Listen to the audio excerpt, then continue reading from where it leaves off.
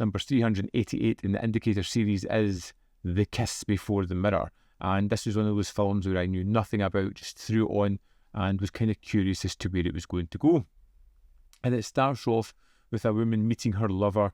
They have a little tete-a-tete. You realise that she's married. She goes to the mirror and kind of sorts her makeup when all of a sudden we pan outside to see that someone is watching her. And then he pulls out a gun and shoots her several times. And then picks up a phone, calls the police and says, "I have murdered my wife." This is a famous doctor and he has deliberately killed his wife and needs an attorney. But his friend is going to take on the case. He knows it's kind of a foolish case because everything is pointing towards the professor's guilt, including his admission. But he decides that for friendship's sake, he's going to do his best to defend him. "I shall prove that he was insane with love and jealousy when he shot his wife as she undressed herself in her lover's bedroom." And as he talks to his client and understands what's going on and hears about the affair his wife is having, things start to tally up in his mind, and he starts to see a parallel between the doctor's story and his own, and then becomes a suspicion of his wife and the realisation that his wife is having an affair as well. It's a film where the initial response to finding out your partner is having an affair is to plan to murder them, which was really kind of just strangely funny to me that this was the initial reaction. Not conversations, just I'm going to get a gun and shoot them. And the whole idea of the lawyer's case is he knows what's going on. He's not going to be as quick to anger as the doctor, but he wants to kind of get the conversation and get the admittance and kind of move on from there. But at a certain point, he's just like, if I don't get an admittance by the end of this, I'm going to get this guy off and I'm going to kill my wife. "I saw them." "Did they see you?" "No. She doesn't know I saw her. And she won't know until the very last." And it just adds a whole other flair to this film that I was not expecting. You know, a courtroom drama, yes. This turning into a kind of, I'm killing my wife. Once I get this guy off for killing his wife was just such a strange turn, which I kind of was wowed at. And for a 69-minute movie, it's just kind of non-stop with this story. It just keeps moving forward.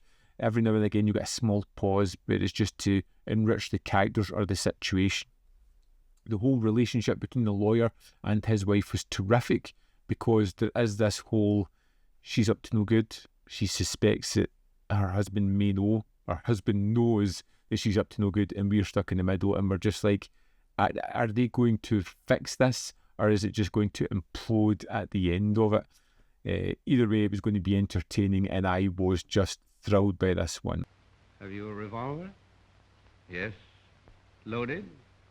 "Yes." "Whom do you want to kill?" There's nothing really fancy about the camera work or the sets. It's all story for me. As much as I wanted to take in everything else, I was just so focused on the characters and so focused on the story that I just couldn't look away from this one.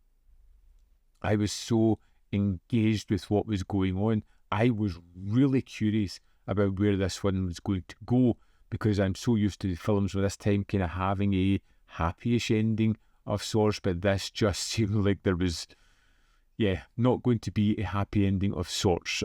And the fact that it's dealing with this kind of grief and betrayal of adultery was such a wonderful thematic throughout it, really enriching the film and the kind of struggles that the guys were going through and the women a little bit, although it does kind of box them off into just a kind of typical character, you know, unsatisfied wife cheating on the diligent husband who works.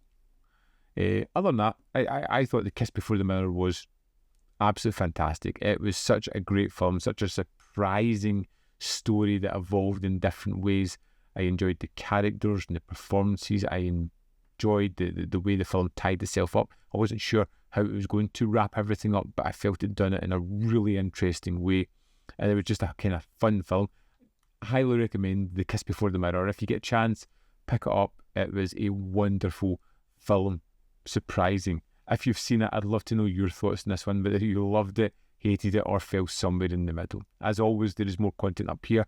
You can see more of my stuff in the description box below, or links to Patreon, membership program, ManVFilm.com. Always in which you can support. Thanks for watching, and I'll see you next time.